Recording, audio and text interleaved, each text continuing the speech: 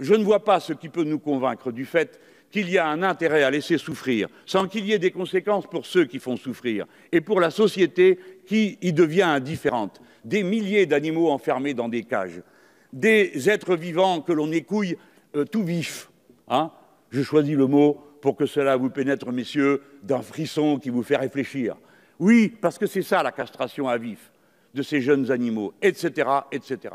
Quel profit peut tirer la société d'une telle violence? Aucun. Quel bénéfice tirera-t-elle du fait de le faire cesser? La considération qu'elle aura pour elle-même et l'idée que c'est le chemin par lequel il faut s'avancer. Je ne dis pas que c'est simple, je ne dis pas que toutes les sensibilités se vaillent, je ne sais pas. Je ne sais pas si la sensibilité d'une huître est équivalente à celle d'un macaque que l'on torture du matin au soir pour faire sur lui des expériences sur telle ou telle maladie ou tel produit.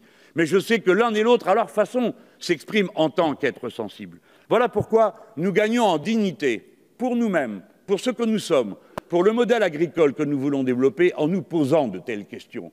Nous ne faisons pas acte d'une sensiblerie sociétale qui ne concernerait que quelques personnes dans les villes attachées à leurs animaux domestiques, quoique leur attachement soit une bonne et non une mauvaise chose. Nous parlons d'une façon de vivre, de regarder le monde. Nous avons pris conscience qu'à 7 milliards, nous ne pouvons plus traiter la nature comme un objet, car nous sommes en train de la détruire.